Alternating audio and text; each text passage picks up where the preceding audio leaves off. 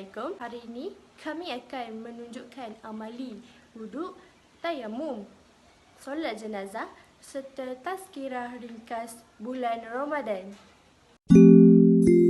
Langkah yang pertama ialah berniat nawaitu raf'al hadasil asghari lillahi ta'ala. Langkah yang kedua, membasuh kedua-dua tapak tangan sebanyak 3 kali. Langkah yang ketiga, berkumur-kumur sebanyak 3 kali. Langkah yang keempat, membasuh muka sebanyak 3 kali dan berniat di dalam hati.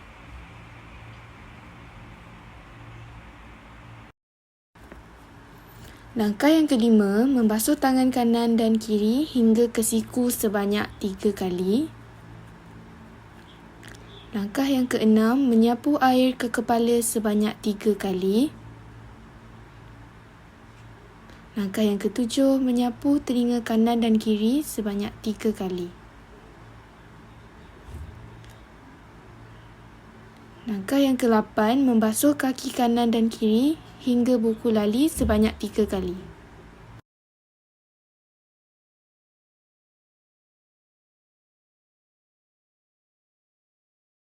Akhir sekali membaca doa selepas berwuduk. Bismillahirrahmanirrahim. Asyhadu an la ilaha illallah wahdahu la syarikalah wa asyhadu anna Muhammadan abduhu wa rasuluh. Allahumma ij'alni minat tawwabin waj'alni minal mutatahhirin waj'alni min ibadikas solihin. Langkah pertama ialah berniat. Nawaitu tayammum li istibahati salati fardan lillahi ta'ala. Langkah yang kedua, menepuk kedua-dua belah tangan pada debu tanah dan menipiskan tanah pada kedua-dua tapak tangan. Tepukan pertama untuk disapukan ke muka. Langkah yang ketiga, menepuk kedua-dua belah tangan pada debu tanah sekali lagi dan menipiskannya. Debu tanah pada tangan kiri disapu untuk tangan kanan hingga ke siku.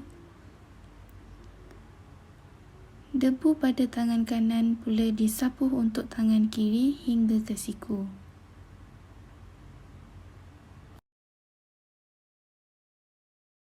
Langkah yang keempat, tertib dan membaca doa.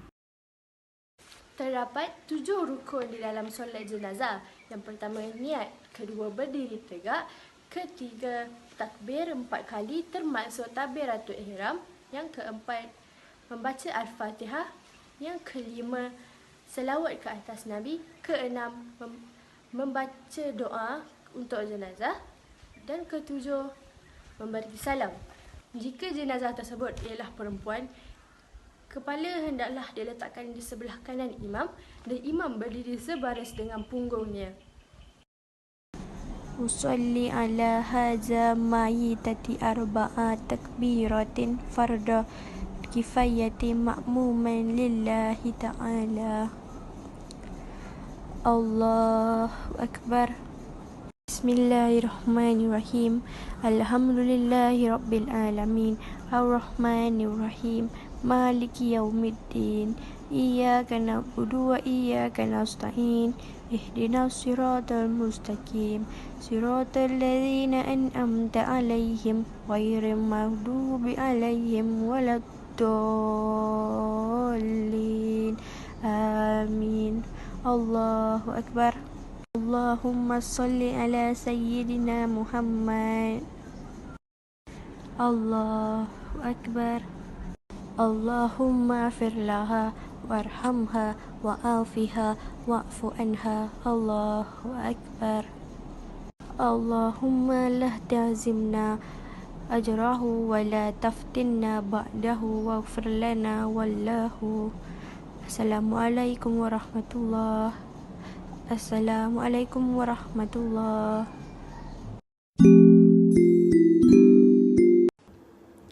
Assalamualaikum. Bismillahirrahmanirrahim. Bulan Ramadan adalah bulan yang penuh dengan keberkatan dan kemuliaan. Kedatangannya memang ditunggu-tunggu kerana bulan ini menjanjikan peluang yang besar untuk seluruh umat Islam meningkatkan keimanan dan ketakwaan kepada Allah. Bagaimana dengan persediaan kita bagi mengharungi bulan Ramadan pada tahun ini? Antara persediaan yang kita boleh lakukan ialah berdoa. Berdoalah agar Allah memberikan kesempatan kepada kita untuk bertemu dengan bulan Ramadan dalam keadaan yang sihat. Dengan keadaan yang sihat, kita dapat melaksanakan ibadah secara maksimum dan terbaik pada bulan itu, sama ada puasa, solat, tilawah Al-Quran ataupun zikir. Sambut Ramadan dengan tekad meninggalkan segala dosa dan tabiat buruk. Bertaubatlah secara benar daripada segala dosa dan kesalahan. Ramadan adalah bulan taubat. Sebagaimana firman Allah dalam surah An-Nur ayat yang ke-31,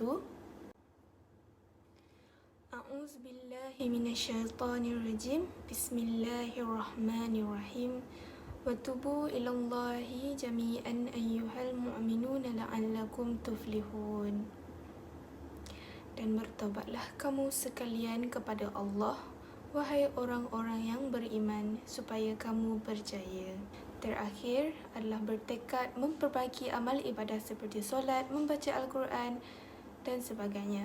Perbaiki solat dengan memahami, menghafal maksud dari setiap bacaan ketika solat untuk meningkatkan khusyuk dalam solat.